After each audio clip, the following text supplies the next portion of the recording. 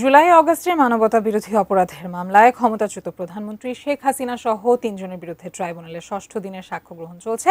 বিস্তারিত জানতে সরাসরি যুক্ত হচ্ছি সহকর্মী জাবেদ আক্তারের সঙ্গে। জাবেদ, কি জানাবেন সর্বশেষ আমাদের? আদ্রিতা, বিচারপতি গোলাম মর্তুজা মজুমদারের নেতৃত্বাধীন ৩ সদস্যের আন্তর্জাতিক অপরাধ ট্রাইব্যুনাল ১-এ ষষ্ঠ দিনের শুনানি চলছে। এখানে জুলাই আগস্টে সংঘটিত মানবতা বিরোধী অপরাধের মামলায় সাবেক প্রধানমন্ত্রী শেখ হাসিনা, সাবেক স্বরাষ্ট্রমন্ত্রী আসাদুজ্জামান খান কামাল এবং সাবেক আইজিপি চৌধুরী আবদুল্লাহ আল মামুনের বিরুদ্ধে যে সাক্ষ্য গ্রহণ, সেটি আজকে ষষ্ঠ দিনের যে সাক্ষ্য গ্রহণ সেটি শুরু হয়েছে বেলা 11:30টার দিকে। ট্রাইব্যুনালের ভেতরে উপস্থিত আছেন এই মামলায় গ্রেপ্তার থাকা একমাত্র আসামি যিনি রাজসাক্ষী হয়েছেন, সাবেক আইজিপি চৌধুরী আবদুল্লাহ আল মামুন।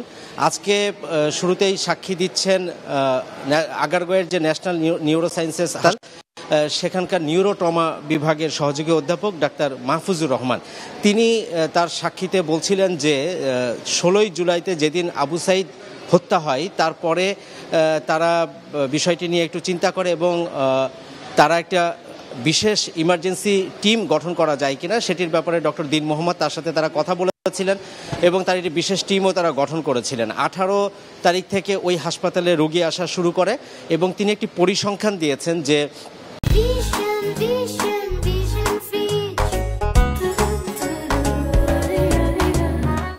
19 এবং 20 তারিখ এই 2 দিনের সবচেয়ে বেশি রোগী এসেছে এবং পরবর্তীতে 4-5 তারিখের দিকেও এসেছে। এবং তিনি যেটি জানিয়েছেন যে গুলিবিদ্ধ 575 জন আন্দোলনকারী, যাদের বেশিরভাগই ছাত্র, তারা এই হাসপাতালে এসে তারা চিকিৎসা নিয়ে চলে গেছেন এবং 167 জন যারা মাথার তাদের গুলি লেগেছিল, শরীরের বিভিন্ন স্থানে গুলি লেগেছিল সিভিয়ার, তাদেরকে ভর্তি রেখে তারা চিকিৎসা দিয়েছেন। এর মধ্যে এই যে 167 জন, তার মধ্যে 4 জন মৃত অবস্থায় এসেছিল, অর্থাৎ তারা তাদের খুলি বের হয়ে তাদের যে মগজ সেগুলো বের হয়ে যাচ্ছিল এবং এই অবস্থায় নিয়ে আসা হয়েছিল। এরকম 4 জন মৃত অবস্থায় নিয়ে আসা হয় এবং 29 জন চিকিৎসাধীন অবস্থায় মারা যায় এবং গত কয়েক মাসে তারা মোট 7 জনকে বিদেশে পাঠিয়েছেন উন্নত চিকিৎসার জন্য।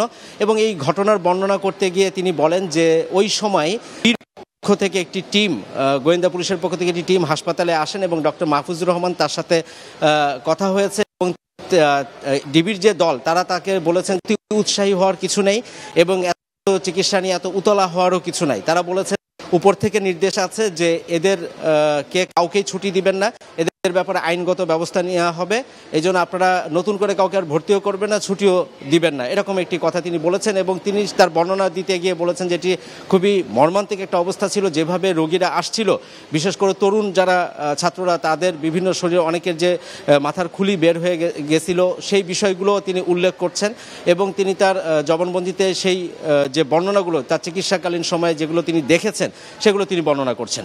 ডাক্তার মাহফুজুর রহমান ছাড়াও আজকে আরও একজন চিকিৎসক এবং একজন নার্স এই মামলাতে সাক্ষ্য দিবেন এবং চাংখারপুলে শেখ মেহেদি হাসান জুনায়েদ নামে এক কিশোর, তিনি শহীদ হয়েছিলেন, 7ম শ্রেণীতে পড়তেন, তার মাও আজকে এই শেখ হাসিনার বিরুদ্ধে সাক্ষ্য দিবেন। এবং এরপরে দুপুরের পরে চাংখারপুলে যে 6 জনকে, শহীদ আনাস, শহীদ মেহেদি হাসান জুনায়েদ সহ যে 6 জনকে হত্যা করা হয়েছিল সেই মামলাতে আজকে 2 জন প্রত্যক্ষদর্শী সাক্ষী দিবেন।